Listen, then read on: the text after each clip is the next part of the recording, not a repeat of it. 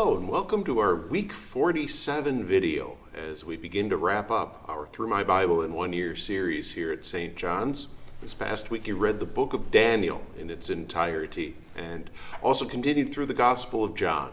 And as you read Daniel, of course, you came to those familiar stories that even kids associate with the book of Daniel, the three men in the fiery furnace, Daniel in the lion's den. But then you also came to an awful lot of revelation-like prophecies about the future, and I had asked you to identify some of the nations and leaders that are foretold in the visions that God gave Daniel. In chapter 2, there's a vision of a statue, and the statue is made up of different materials that Daniel can identify, going from the head to the foot. And we do have a historic interpretation of what each of these parts of the statue stood for, the nations that equated to each part of the statue. The head of gold would refer to Babylon, and that's the kingdom under which Daniel has this particular vision. The chest of silver, obviously not quite as good as gold, but still very valuable, is Persia. The midsection of bronze, strong, but not as glorious as Persia and Babylon, is Greece. And then the legs of iron, but feet of clay, that would equate to Rome, where the empire, the Roman Empire, was plenty strong and yet had a very weak foundation, and of course was finally toppled in AD 476. This parade of nations and succession of world powers, this vision is given to Daniel, and so that he can then warn the Israelites about what's going to happen and give them the confidence that God is in control of all things. Very similar to the vision of the statue is the vision of the beasts. In chapter 7, you have those same four kingdoms again. A lion appears, that's Babylon. Bear is Persia. Leopard is Greece. The beast with iron teeth is Rome. But then there is something a little different that comes up after the four beasts. There is the little horn that has a very boastful mouth.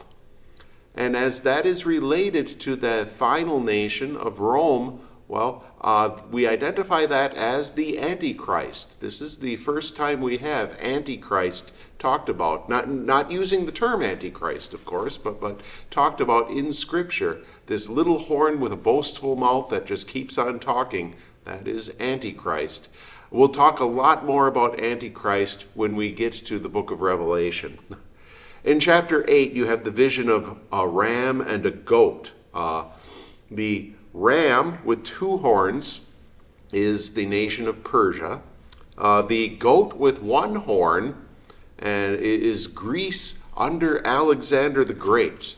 That one horn, that one strong horn is Alexander the Great, but then Alexander the Great's kingdom is broken up into four, and of those four, there's one who is listed in Daniel chapter 8 as the merciless king, and that is specifically Antiochus Epiphanes. Antiochus IV ruled in the 2nd century BC in Judea and really made life difficult for the followers of the true God. As he went into the temple, he sacrificed to his pagan gods, he persecuted the Jews, and his cruel rule really led to the Maccabean revolt. And it was all foretold then by the prophet Daniel in the visions that God gave him. One other note on Daniel is that we're told that Daniel is the head of the Magi in Babylon and in Persia. And we see then later the Magi who come to visit Jesus after Jesus is born in Bethlehem.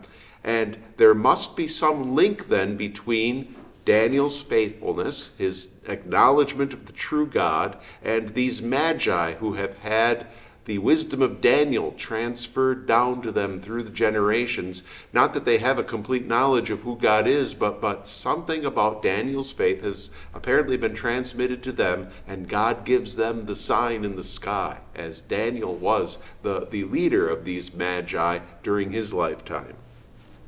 Then as you continued through the Gospel of John and specifically read the details of the Passion and the resurrection of Jesus, I asked, what details about Jesus' Passion do we learn solely from the Gospel of John? I picked out 3, but there are certainly more. It's John alone who records Jesus washing his disciples' feet on Maundy Thursday. It's John alone who records Jesus' high priestly prayer. And along with the high priestly prayer, all of the directions that God gave Jesus through the Gospel of John to the disciples, and all the wonderful promises like "In my Father's house are many mansions" and so forth. That's solely in the Gospel of John.